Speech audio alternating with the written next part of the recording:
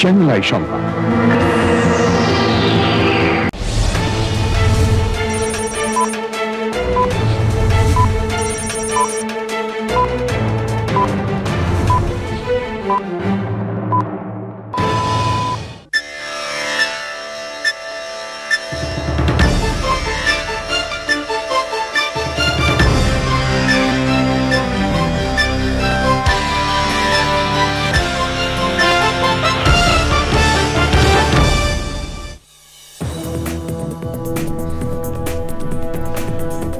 আসসালামু আলাইকুম প্রিয় দর্শক, চ্যানেল আই সংবাদে স্বাগত। আপনাদের সঙ্গে আছি আমি সামির হোসেন।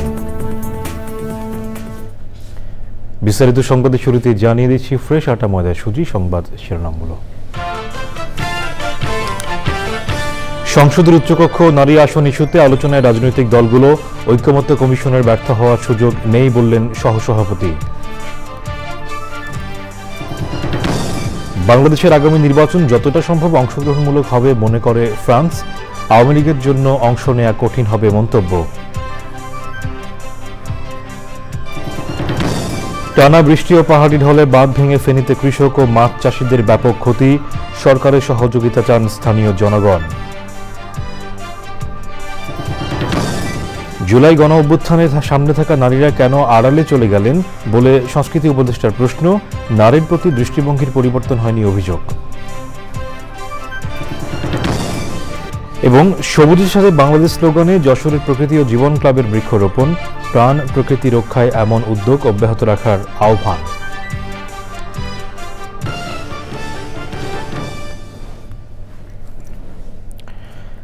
সংবাদ শিরোনামগুলো জানাচ্ছিলাম। এখনকার এই সংবাদ আয়োজন একই সঙ্গে চ্যানেল আইয়ের ইউটিউব চ্যানেল এবং চ্যানেল আইয়ের ওটিটি প্ল্যাটফর্ম আই স্ক্রিনে লাইভ স্ট্রিম হচ্ছে। এবার বিস্তারিত সংবাদ। রাজনৈতিক দলগুলোর সঙ্গে দ্বিতীয় পর্যায়ে 14তম দিনের আলোচনায় বসেছে জাতীয় ঐকমত্য কমিশন। আজ আলোচনায় গুরুত্ব পাচ্ছে সোমবারের অমীমাংসিত দুইটি ইস্যু, সংসদের উচ্চকক্ষ ও নারী আসন। রাজধানীর ফরেন সার্ভিস একাডেমিতে আছেন জান্নাতুল বাকিয়া কেকা, সরাসরি যাব তার কাছে। কেকা, জাতীয় ঐকমত্য কমিশনের আজকের বৈঠকটি নিয়ে সকাল থেকে আমরা আলোচনা করছিলাম, এখন গুরুত্বপূর্ণ কোনো তথ্য এসেছে কিনা, নতুন কোনো তথ্য জানাবেন।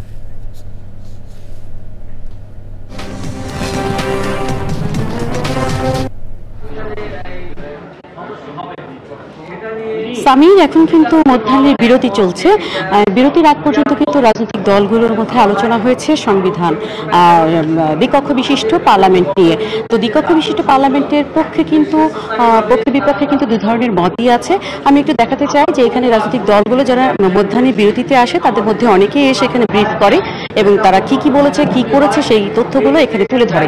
তো আমি সংগত কারণে একটু বলতে চাচ্ছি যে দ্বিকক্ষ বিশিষ্ট পার্লামেন্টের ইস্যুতে কিন্তু রাজনৈতিক দলগুলো পতকের মধ্যে বিভেদ আছে, বা তারা বলছে যে ভৌগোলিক বাংলাদেশের যে অবস্থান সেই অবস্থানের প্রেক্ষিতে দ্বিকক্ষ বিশিষ্ট পার্লামেন্টকে তারা সাপোর্ট করে না। তবে নতুন যে প্রস্তাব রয়েছে কমিশনের পক্ষ থেকে গতকাল তুলে ধরা হয়েছিল, সেই প্রস্তাবে বলা হচ্ছে 64 জেলা এবং 12টি সিটি কর্পোরেশন সব মিলিয়ে 76টি নতুন আঞ্চলিক নির্বাচনী এলাকা হিসেবে যেটা বলা হয়েছে, সেখান থেকে প্রতিনিধিরা উচ্চকক্ষে নির্বাচিত হবে। যদিও পুরনো প্রস্তাব ছিল যে নিম্নকক্ষের যে ভোট, সেই ভোটের সমানুপাতিক হারে উচ্চকক্ষে নির্বাচিত হতে পারতেন।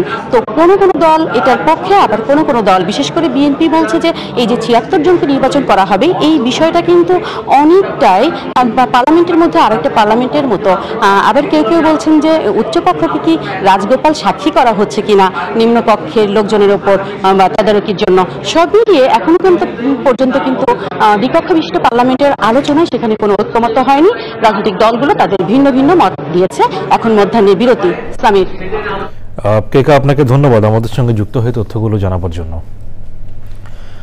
বাংলাদেশের আগামী নির্বাচন যতটা সম্ভব অংশগ্রহণমূলক হবে বলে মনে করেন ফ্রান্সের রাষ্ট্রদূত মারি মাসদুপে। তবে কতটা অন্তর্ভুক্তিমূলক হবে তা নির্বাচনের প্রস্তুতির ধরন ও বাস্তবায়নের উপর নির্ভর করবে বলে মনে করেন তিনি। সাংবাদিকদের তিনি বলেন, দলীয় কার্যক্রম নিষিদ্ধ থাকা, জুলাই হত্যাকাণ্ডের জন্য ক্ষমা না চাওয়া এবং বিচার প্রক্রিয়া চলমান থাকায় আওয়ামী লীগের জন্য আসন্ন নির্বাচনে অংশ নেওয়া কঠিন হবে। ভোট আয়োজনে ফ্রান্সের সহযোগিতার আশ্বাস দেন রাষ্ট্রদূত। পান্থর রহমান জানাচ্ছেন বিস্তারিত। আগামী বছরের ফেব্রুয়ারি নাগাদ নির্বাচন হতে পারে এমন ইঙ্গিত দিয়ে চলতি বছরের মধ্যেই আইন শৃঙ্খলা রক্ষাকারী বাহিনীকে প্রস্তুত থাকার নির্দেশ দিয়েছেন প্রধান উপদেষ্টা ডক্টর মোহাম্মদ ইউনূস।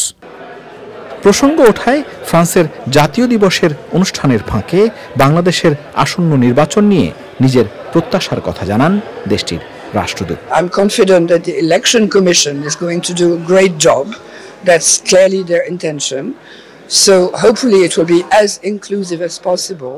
আমি বিশ্বাস করি নির্বাচন কমিশন ভালোভাবে কাজ করবে। এটাই যে তাদের উদ্দেশ্য তা পরিষ্কার। তাই আশা করছি নির্বাচনটি যতটা সম্ভব অন্তর্ভুক্তিমূলক হবে। আমরা জানি বাংলাদেশের একটি ঐতিহাসিক রাজনৈতিক দলের কার্যক্রম নিষিদ্ধ রয়েছে। যতক্ষণ না সেই দল নিজেদের সংস্কার করছে, ক্ষমা চাইছে এবং তাদের কিছু নেতার বিচার হচ্ছে, ততক্ষণ পর্যন্ত যে তাদের নির্বাচনে অংশ নেওয়া কঠিন সেটিও আমরা বুঝি। রাষ্ট্রদূত মনে করেন অংশগ্রহণমূলক মানে শুধু বড় দল নয়, বরং ছোট ছোট দল ও স্বতন্ত্র প্রার্থীদের সর্বোচ্চ অংশগ্রহণ। Interim government under the wise leadership of Dr. Yunus has been engaging and committing itself to prepare the scene to hold free and fair elections. Doctor Mohammad ইউনূসের নেতৃত্বে অন্তর্বর্তী সরকার অবাধ ও সুষ্ঠু নির্বাচন আয়োজনের পরিবেশ তৈরিতে কাজ করছে। এটা তাদের অঙ্গীকার। ফ্রান্স এই প্রচেষ্টাকে সমর্থন করছে। সম্ভব হলে আমরা ইউরোপীয় জোট ও আন্তর্জাতিক পর্যবেক্ষক দল পাঠিয়েও সহায়তা করতে চাই। এই সরকার অবাধ ও সুষ্ঠু নির্বাচন আয়োজনে কাজ করছে উল্লেখ করে সহযোগিতার আশ্বাসও দেন তিনি। বাদর রহমান, চ্যানেল আই, ঢাকা। পুরান ঢাকায় মিডফোর্ড হাসপাতালের সামনে ভাঙাড়ি ব্যবসায়ী সোহাগ হত্যার ঘটনায় আরেক আসামি নান্নু কাজীকে নারায়ণগঞ্জ থেকে গ্রেপ্তার করেছে র্যাব। গ্রেপ্তার নান্নু কাজী মামলার এজাহারভুক্ত 7 নম্বর আসামি। এই হত্যাকাণ্ডে এ পর্যন্ত মোট 8 জনকে গ্রেপ্তার করা হলো। গত বুধবার বিকেলে মিডফোর্ড হাসপাতালের সামনে ব্যস্ত সড়কে প্রকাশ্যে নৃশংসভাবে লালচাঁদ ওরফে সোহাগকে পিটিয়ে ও ইট পাথর মেরে হত্যা করা হয়। হত্যার ওই ঘটনায় রাজধানীর কোতোয়ালি থানায় বৃহস্পতিবার নিহতের বোন মঞ্জুয়ারা বেগম বাদী হয়ে মামলা করেন। মামলায় 19 জনের নাম উল্লেখ করা হয়। অজ্ঞাতনামা আসামি করা হয় আরও 15 থেকে 20 জনকে।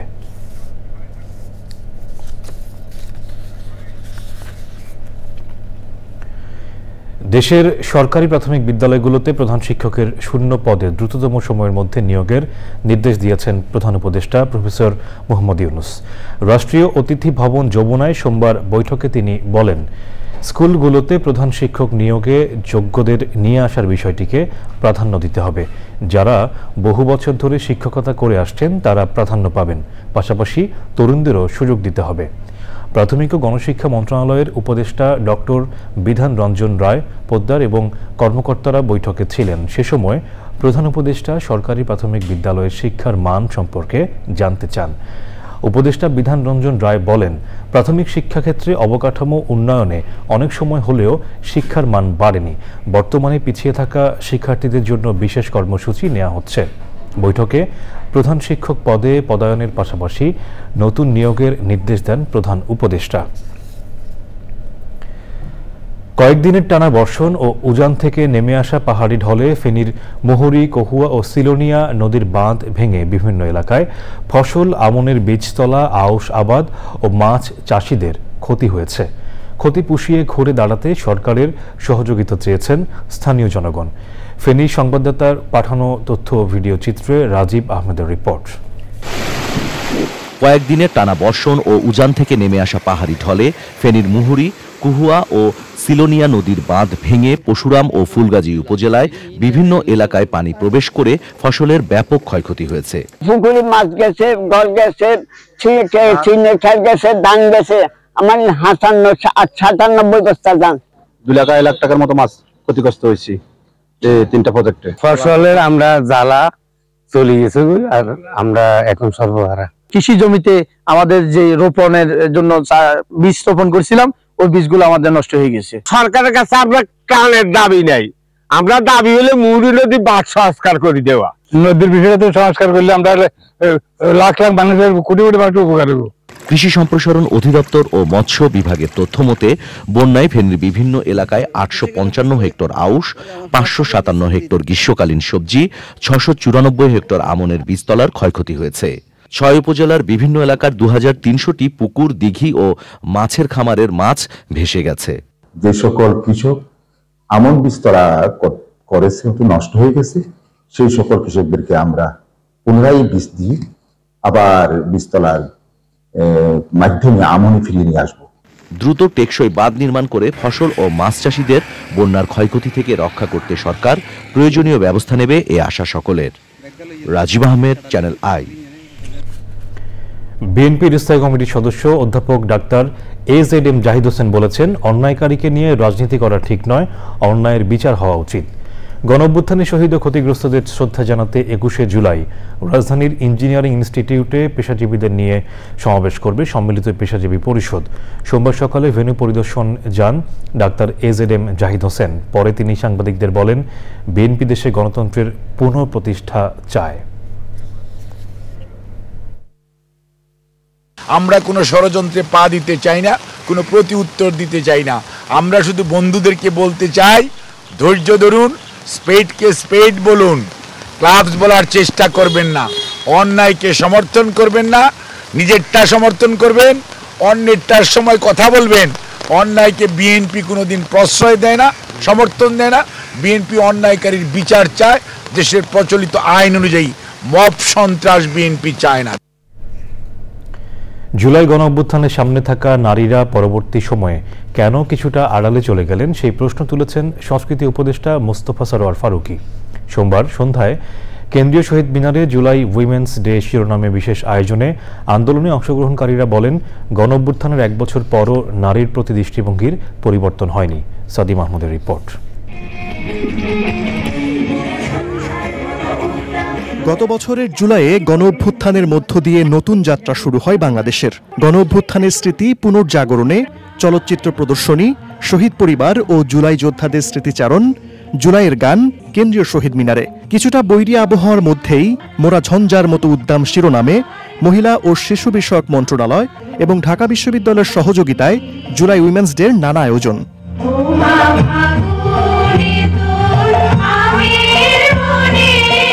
জাতীয় সঙ্গীত পরিবেশনের মাধ্যমে শুরু হয় অনুষ্ঠান। এরপর প্রদর্শিত হয় মহিলা ও শিশু বিষয়ক মন্ত্রণালয় প্রযোজিত July women, you failed to kill Abrar Fahad সহ বেশ কয়েকটি তথ্যচিত্র।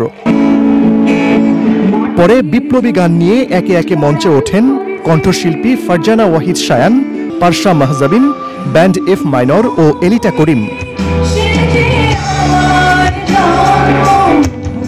অনুষ্ঠানে জুলাই অভ্যুত্থানের স্মৃতিচারণ করেন আন্দোলনে অংশগ্রহণকারী নারীরা।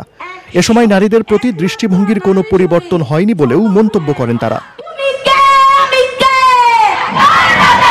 আমরা চেয়েছিলাম একটা পরিবর্তন হোক, যেখানে মেয়েদেরকে শুধু আন্দোলনের স্বার্থে হলের তালা ভাঙবো, আমার ভাইদের আনবো এই জন্য আনা লাগবে না।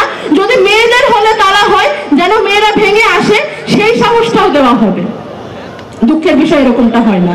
যতবার প্রতিবাদে নেমেছি, রাষ্ট্রের বিভিন্ন যন্ত্র ব্যবহার করে আমাদেরকে পিছু হটিয়ে দেওয়া হয়েছে। মেনে নেয়নি, দমে যায়নি।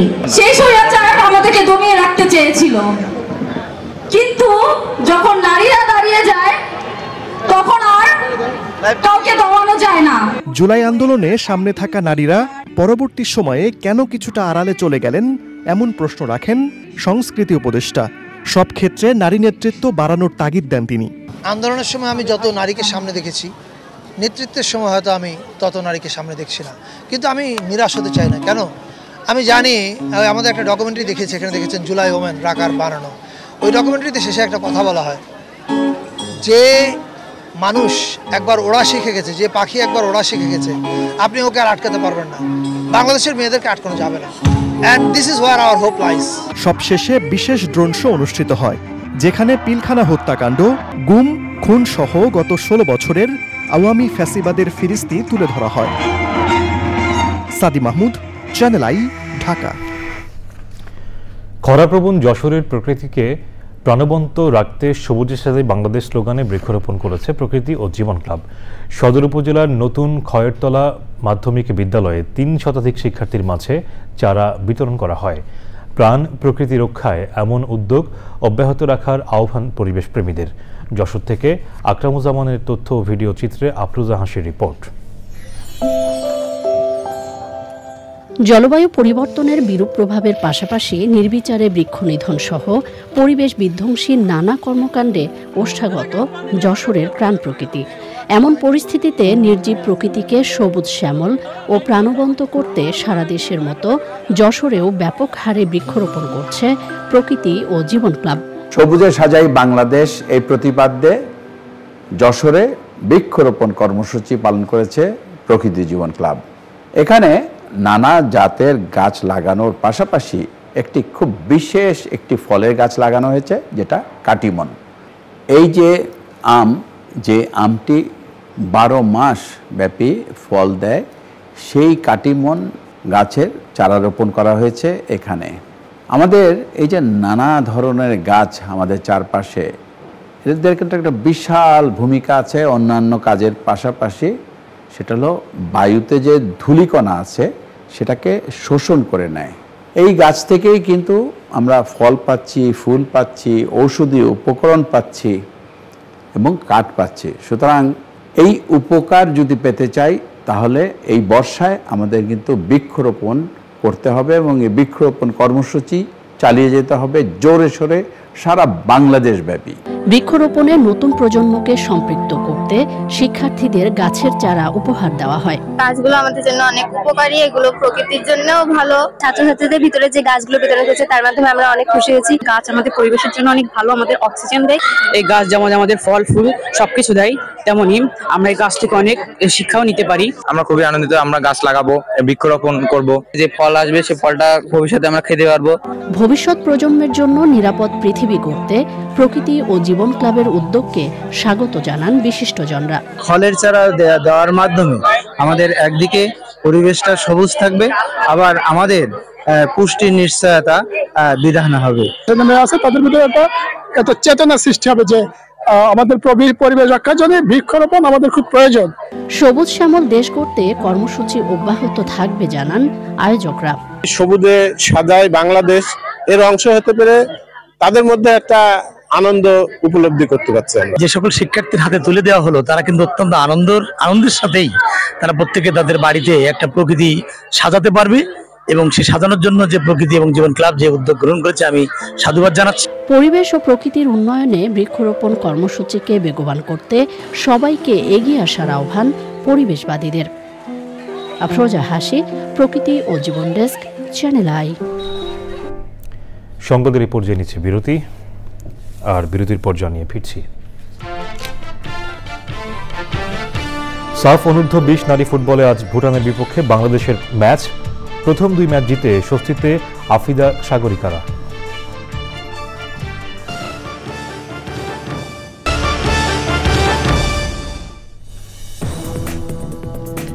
বিরতির পর আবারও আমন্ত্রণ। ফ্যাসিবাদের সময় নিপীড়নের শিকার একটি দল জুলাই আন্দোলনের পরে নিপীড়কের ভূমিকায় অবতীর্ণ হয়েছে বলে মন্তব্য করেছে বাংলাদেশ ইসলামী ছাত্র শিবির।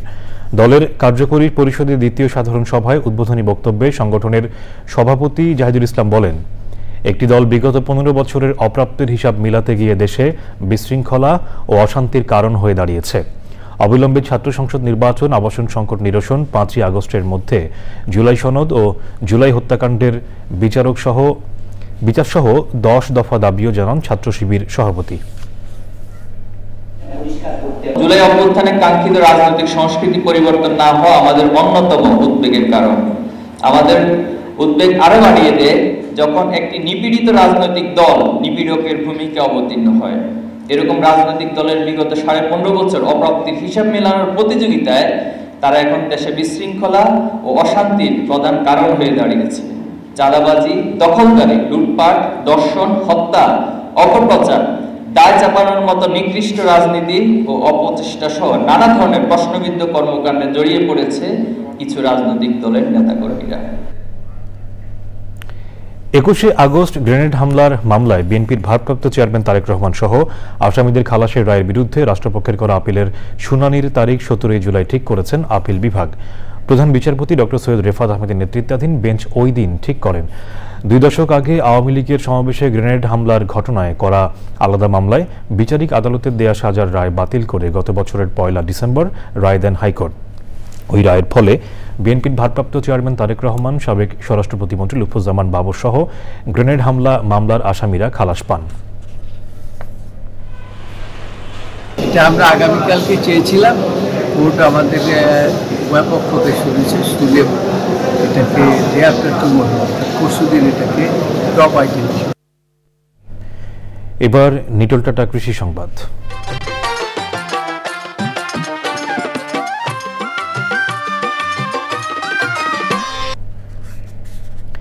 উচ্চ ফলনশীল ধান বীজ উৎপাদন করে সফল হয়েছেন চুয়াডাঙ্গার সীমান্তবর্তী দামুড়হুড়া উপজেলার চাষিরা। এতে আর্থিক ও কারিগরি সহায়তা দিচ্ছে পল্লী কর্মসহায়ক ফাউন্ডেশন। এবার প্রকৃতি সংবাদ।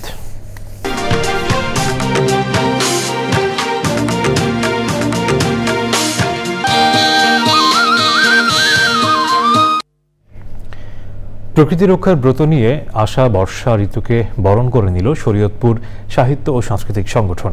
বৃষ্টির রিমঝিম শব্দ আর সাদা মাটির গন্ধ বাস্তবে নিয়ে এলো গানে ও কবিতার ছন্দে শরীয়তপুর পাবলিক লাইব্রেরি প্রাঙ্গণ। তুলে ধরা হয় বাংলার সংস্কৃতি। তবে সবকিছু ছাপিয়ে আলোচনার কেন্দ্রবিন্দু ছিল লাইব্রেরির প্রধান ফটকের সামনের দেয়াল নির্মাণ নিয়ে। প্রশাসনের এমন কর্মকাণ্ডে ক্ষোভ জানিয়ে লাইব্রেরি সংরক্ষণ সহ আধুনিকায়নের দাবি সচেতন মহলের। এবারে খেলার খবর।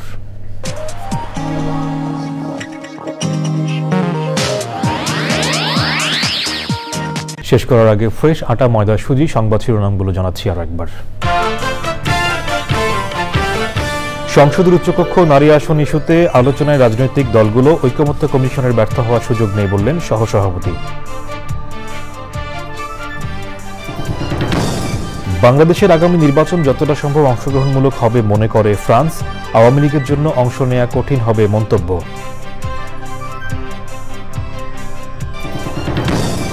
টানা বৃষ্টি ও পাহাড়ি ঢলে বাঁধ ভেঙে ফেনীতে কৃষক ও মাছ চাষিদের ব্যাপক ক্ষতি। সরকারের সহযোগিতা চান স্থানীয় জনগণ।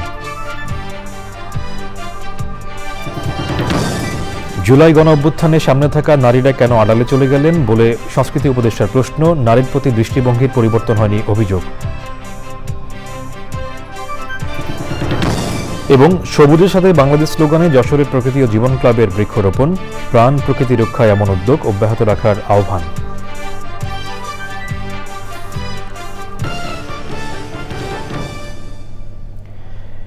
চ্যানেল আইয়ের সর্বশেষ সংবাদ জানতে ভিজিট করুন channelionline.com-এ। যুক্ত থাকুন আমাদের সোশ্যাল মিডিয়া প্ল্যাটফর্মগুলোর সাথে। এতক্ষণ সাথে থাকার জন্য ধন্যবাদ সবাইকে।